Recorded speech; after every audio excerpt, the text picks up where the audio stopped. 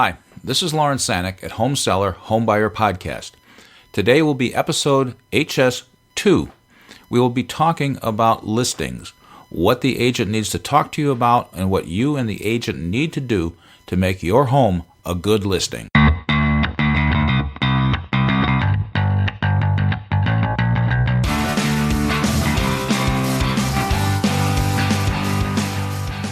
Let's get started with some of the items that you and your listing agent are going to have to discuss to make your home a good listing.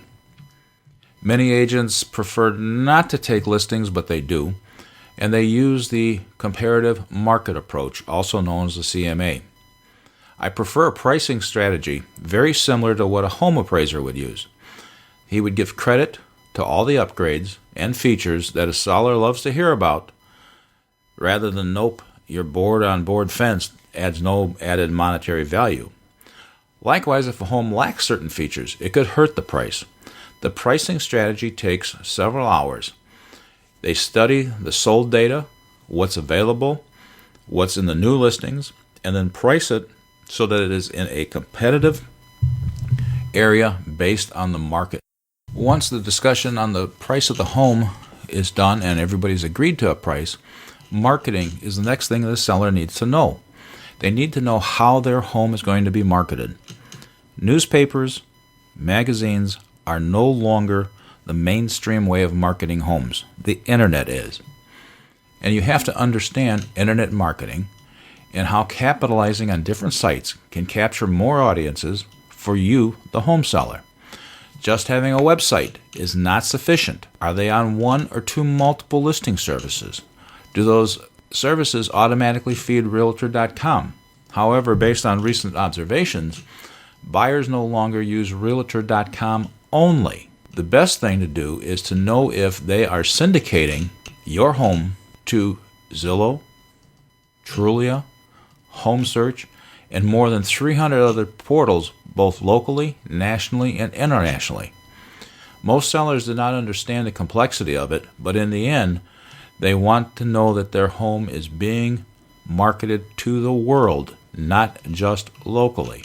They should also have your home being put on an international multiple listing service and feeding information to social media sites like Facebook, LinkedIn, Twitter, Pinterest, and more. Are they also promoting your property on Craigslist?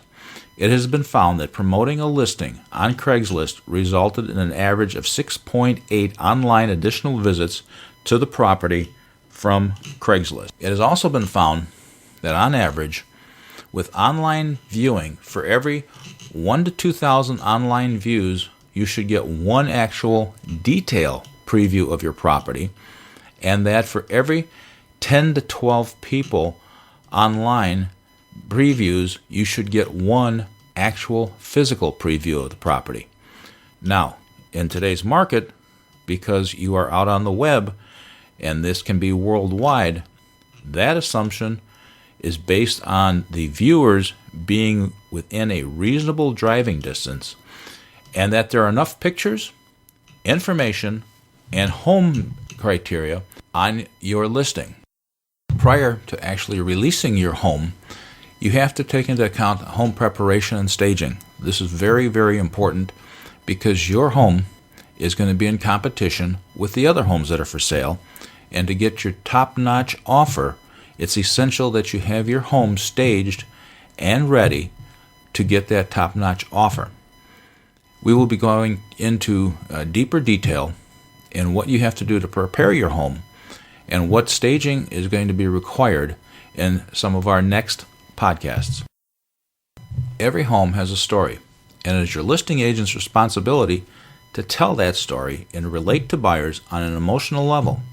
At the same time, you want to relate to the buyers on a personal level in terms of life's conveniences. You not only market the home, you market the location and what's around it.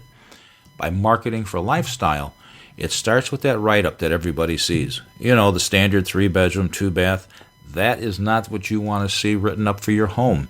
You want a story told that is going to convince the buyers to look at your home, that is the one that should be purchased by them. Not only is it important that write-up is done very well, the pictures of your home that will then convey to the buyer what your home is all about is very, very, very important. Pictures speak 1,000 words. Would you look at a home that has pictures that are dark, out of focus, and not explaining what your home is about? Good photography is very important, and the buyers need to experience your home before they actually walk in it and see it. Having a lot of photographs and a virtual tour. Many of the MLSs only will allow so many photographs, but they do allow a virtual tour. That virtual tour can cover the other areas that are not taken care of in photographs. So it's important that your photographs are very crisp, clean, clear, and very enjoyable to look at. Other details that are needed, possibly a floor plan, dimensions of the important rooms. I mean, as a buyer, you want to know what size the rooms are of the home to see if that is one that you want to take a look at. Also, what else is nearby. It's important that your listing agent give as much information as possible to entice the buyers to come and look at your home. These are just some of the items a listing agent needs to take care of when sitting down and talking to you about listing your home for sale.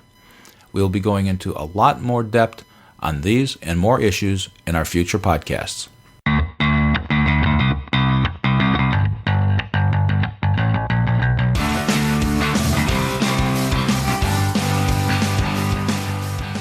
Thank you for listening to episode HS2. We are grateful for the time you have taken to listen to this podcast, and we look forward to your input on what you would like to hear about in future podcasts. You can find the show notes at www.homesellerhomebuyer.com, and you can leave your comments, questions, and suggestions there, or you can email us at info@homesellerhomebuyer.com. Tell your family and friends and coworkers about Home Seller Home Buyer Podcast. Thank you for taking this time out of your busy day to listen to HSHB Podcast, and catch us on the next episode. Thank you for listening, and stay informed.